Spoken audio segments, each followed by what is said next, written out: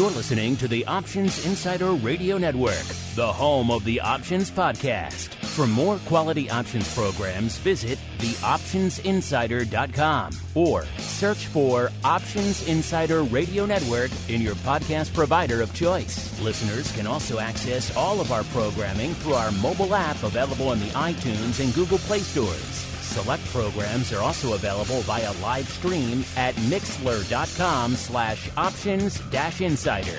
That's mixlr.com/options-insider. Don't forget to follow along with your favorite programs and submit your own questions for the hosts at twitter.com/options, stocktwits.com/options, facebook.com/theoptionsinsider, or via questions at theoptionsinsider.com.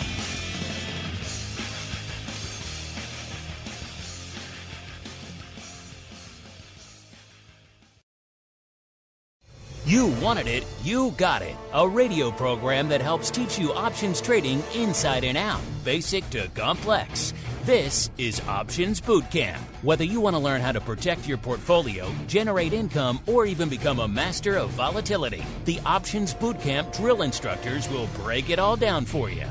Now, let's get you into peak options trading shape. Here are your Options Bootcamp drill instructors. All right, everybody. That music means it is Education Wednesday. Once again, time to unleash the options educational beast known as Options Bootcamp. My name, of course, Mark Longo from theoptionsinsider.com, as well as from the ever compelling, ever fascinating, ever evolving Options Insider Radio Network, upon which so many of you folks are binging these days. We're kind of like the options market overall. Every month, a new record. That's kind of what's going on out there. You guys are driving up my bandwidth bills, but I like you. I like you all out there. So keep listening. Of course, if you're on the on-demand side, one of our legion of on-demand listeners, make sure that you've upgraded to the full network. So you're getting all of our shows, not just Options Bootcamp. Otherwise, you're missing out on a heck of a lot of content. And then B, of course, if you like what you hear, keep rating and reviewing.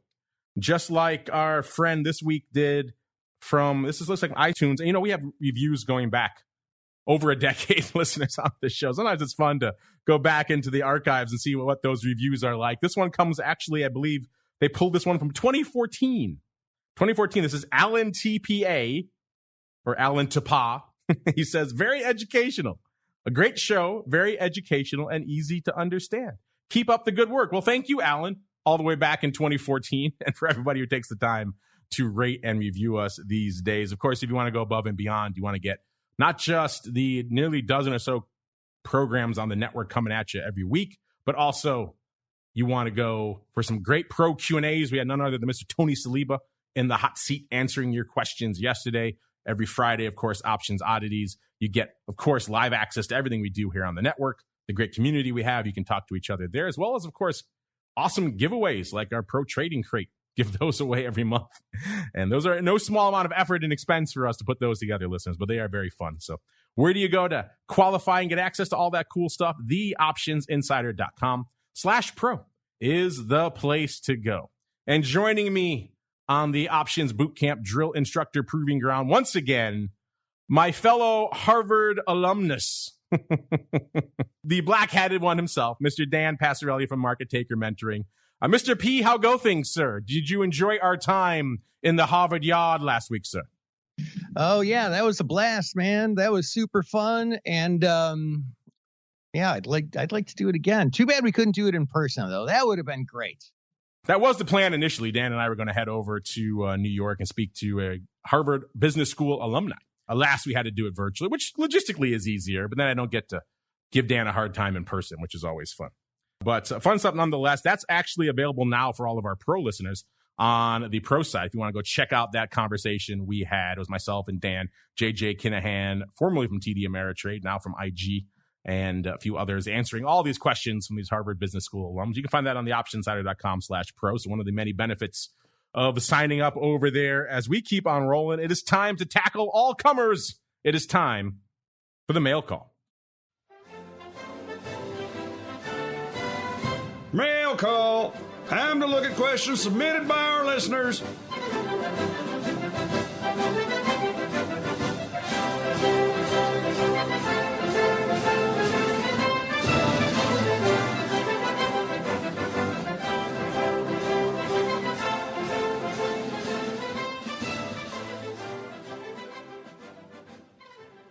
All right, everybody, welcome to the Mail Call, the portion of the show where you folks take the reins, your questions, your comments, your insights, your pearls of wisdom.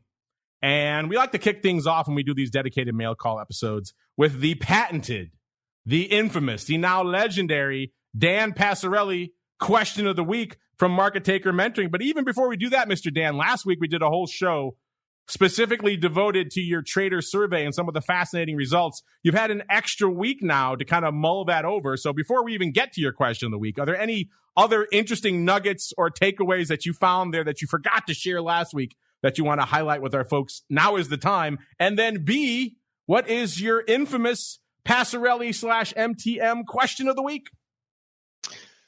Well, let me start first with the question of the week. So somebody was just asking me about this. Oh, when the heck was it? I don't know. Pretty recently, within the last couple of days. So what is the most important option strategy? And somebody phrased it that way. Like usually I'll get, hey, what is the best option strategy? You know, and I always feel like that's kind of a funny question. What's the best option strategy? Because, you know, each of them are, they each serve their own purpose, you know? And so in that regard, because each serves its own purpose, like there's not one that's the best. But as far as which is what I would call the most important, I do have an answer to that one. I would say that there are probably, no, not probably. I know for a fact that there are certainly two strategies that are undeniably the most important in option trading. Those are credit spreads and time spreads. I thought you could say boxes and covered strangles. Oh, you know what? I traded a box for like the first time in a decade. Recently?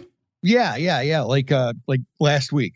Oh, that might be a fun discussion topic as well. Why did Dan trade a box? Yeah, I've got a reason for that. But yeah, you know, the reason why those are the most important strategies is because if you truly master credit spreads and time spreads, you can pretty much trade anything, because just about every other strategy is comprised of one or both of those. So yeah, so that is my answer to that one. Now, as far as my survey results, I don't think that we talked about this last week, Mark. One of my questions on there was, why do you trade? Which, you know, might seem like a funny question at first until you really start thinking about it. Because I don't see that anybody answered, you know, to get rich, to buy a Ferrari. Like nobody answered that, because that's not really your answer, right? Like the answer is always somewhat deeper. We had 39% say to invest for retirement. 18% said the thrill of winning trades. 46.2% said I enjoy the mental challenge. And then as far as we had some miscellaneous sort of categories, I manage family trust. It's a hobby, learning a new skill, and to get that educational knowledge. A freedom was one. Additional income as a supplement, right? Hoping to figure out, again, with that mental challenge, grow my IRA, again, for retirement. So, you know, I just really thought that was very interesting and telling. Yeah, I really thought that was very interesting and telling. Speaking of interesting and telling, I think our live chat is looking. They want to know, and I want to know as well, Dan. I'm curious now. You have piqued my curiosity. Why did you trade a box last week? Walk us through this mad scenario. What madness afflicted you to want to trade a box and retail account? So this week I'm doing my earnings class, my live earnings trading sessions where I trade live in front of people, and I vowed to use less than $10,000 of my account. And so I looked around at the different accounts I have, and got one. I didn't have to dust it off or anything, but it actually has under $25,000, which is the day trading limit. And I put on a credit spread, and I needed to trade out of it that same day. And I was like, well, I'm not allowed to take this off because there's less than $25,000 in this account. And, they put you in trader jail if you day trade, right? Close the same trade that you open the same day.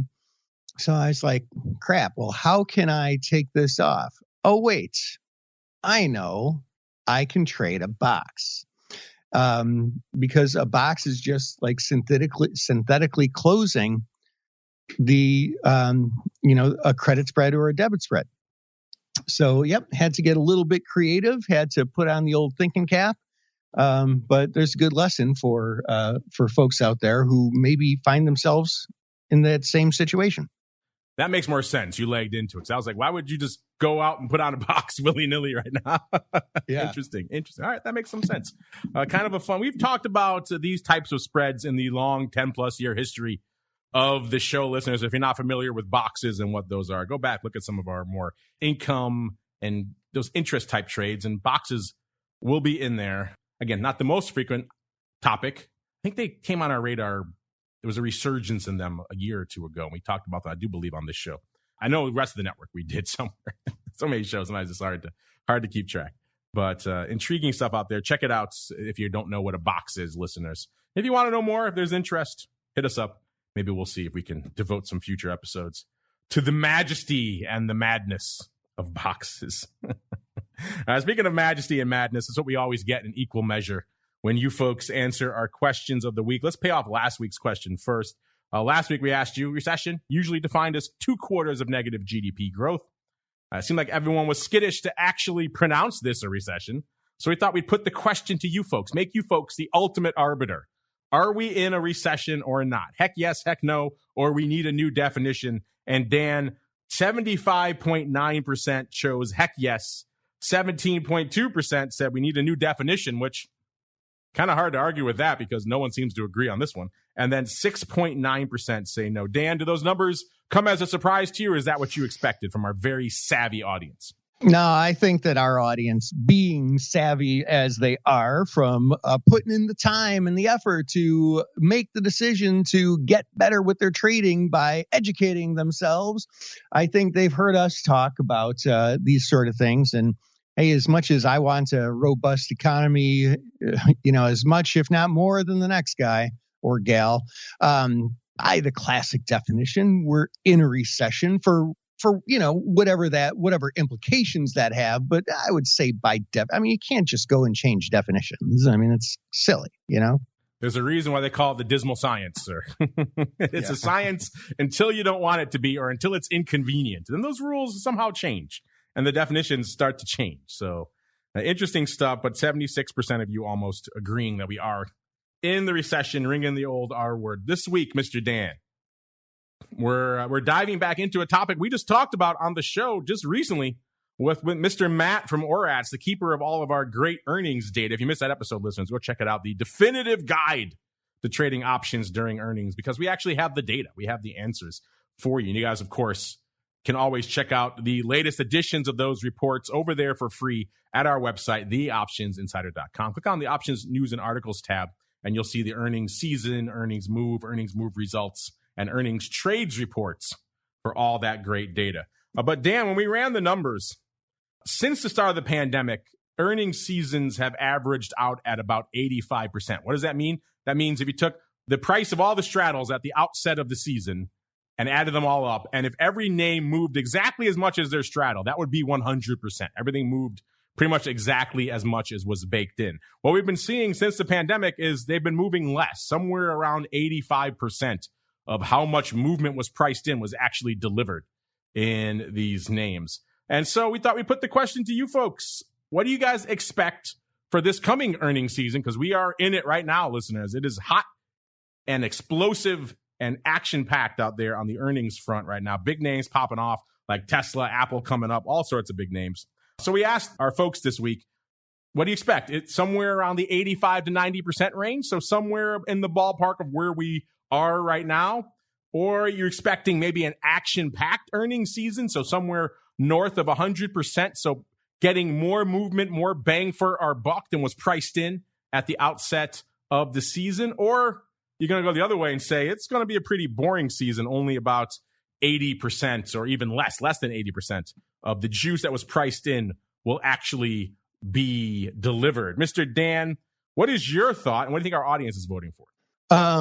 Well, I mean, I would like to just point out an obvious error here in, a syntax error, I guess, if you will here, Mark. I would say that if the movement that is priced in is, if earnings season only delivers less than 80% of the movement priced into the straddles, I would say that's pretty freaking exciting. I don't think that's boring. I guess if you're blasting away at a lot of premium, that could make your day. Yeah. Yeah. I mean, that's like 90% of what we do with our earnings trades is very strategically sell front expiration premium. And man, there's nothing I love more than overpriced options. I think I might just print up a t-shirt that says that. So you're choosing the less than 80% pretty boring, sure, just solely on the basis of syntax. Exactly, because it's not boring. It's gosh darn exciting. Dan takes umbrage with our third choice in our poll. You think our audience is taking the same umbrage, sir? I sure hope so. Well, let's see. Right now, our audience is kind of mixed. So it shows us a contentious poll. Almost 43%, 42.9% saying it's going to be about the same, somewhere between 85 to 90%.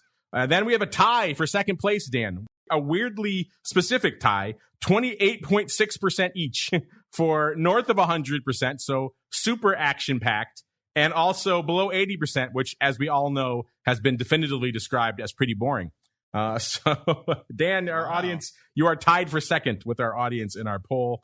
Listeners, get out there to @options on Twitter. You could usually find our polls somewhere near the top of our feed. Obviously, we put a lot of content throughout the week. If you can't find it, scroll down a little bit. We try to retweet it throughout the week so it stays somewhere throughout the top so you guys can access it. But scroll down a little bit if you find us over there at Options. You should be following us anyway. We put a lot of great content and a lot of great shows, obviously, throughout the week. At least we tend to think so.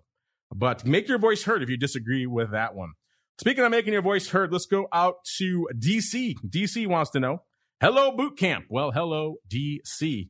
He says, or perhaps she says, just wondering what Mr. Dan is up to in the market right now for the longer term investments. Is he in cash or fully invested in this market? So Mr. Dan, sounds like DC wants to know, not for like the rating and the narrow data stuff, but more of what you term kind of the investment capital. Are you all in, or are you kind of hanging out on the sidelines waiting to pick your moment? Oh, I mean, honestly, I am mostly in, which is mostly because I didn't get out at the top. And I just think at this point, I'm sitting here waiting it out, at least until, if we get more of a rally where I get an opportunity to either buy some puts or maybe write some at the money overpriced covered calls to hope to get assigned and just get out of it, I might do that. But right now I am mostly invested, and in the long run, which is what we're talking about, I think it's going to be okay. All right, let's get out to Jake S. He's been waiting patiently for his answer. He says, hi, I'm a big fan of the podcast. Well, right back at you, Jake S. Dan and I, huge fans of yours. And he says, I have an options question and wanted to run it by you. I was assigned on some put options that I sold.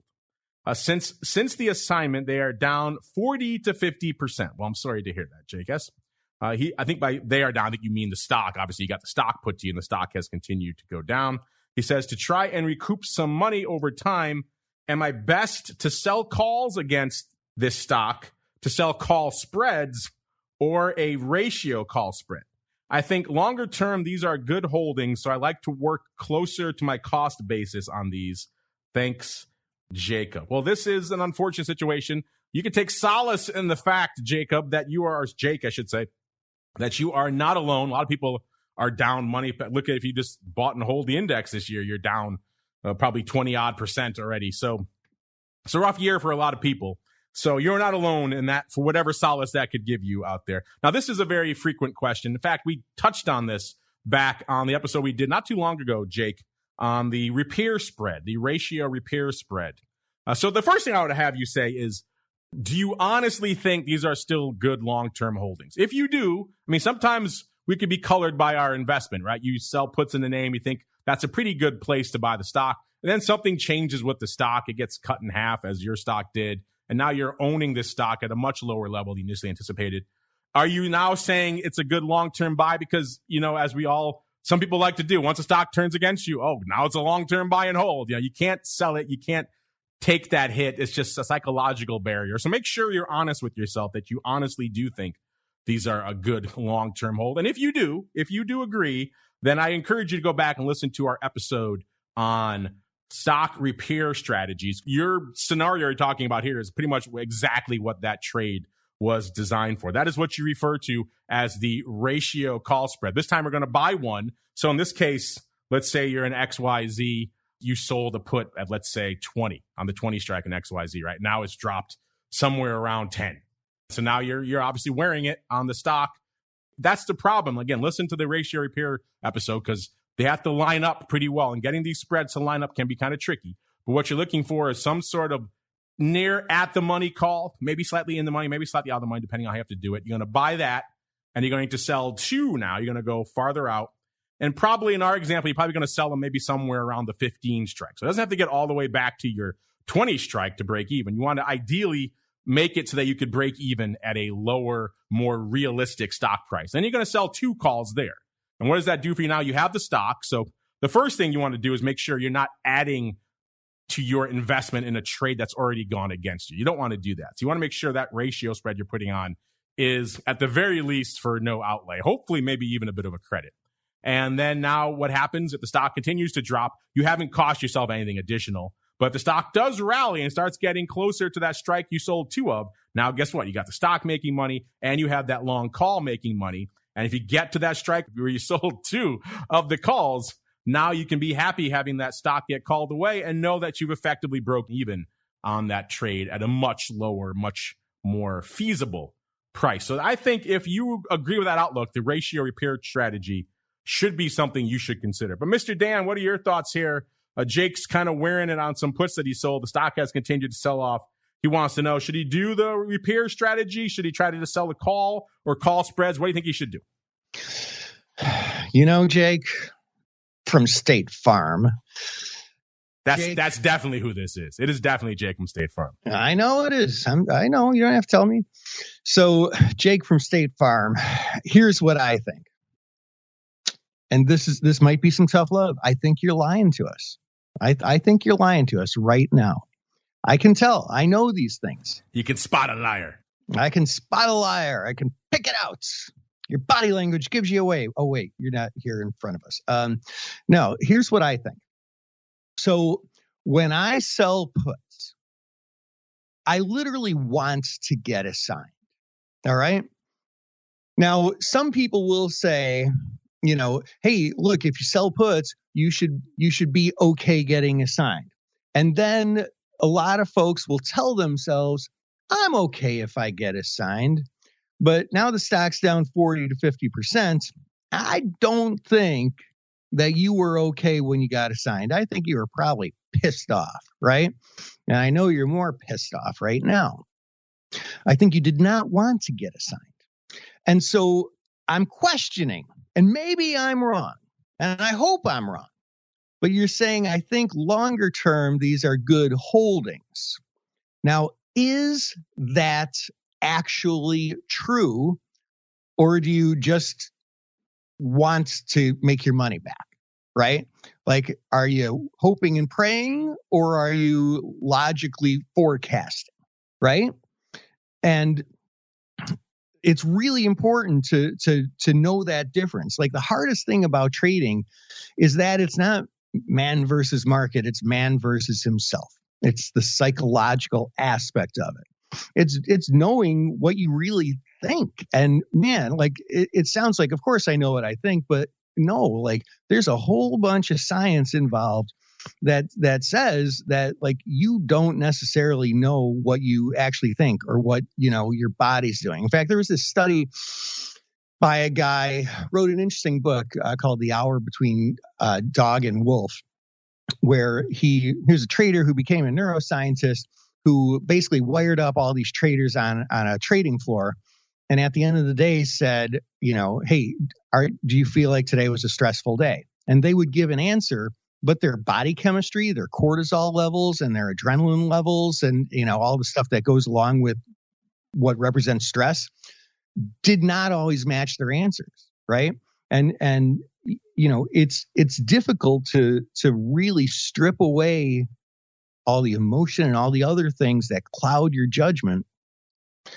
And so if you really just basically pretend you don't have that stock on and ask yourself, at this current market price, would I buy the stock? Is it actually a good buy? And then if it is, I love using that stock repair strategy. That sounds like a perfect idea.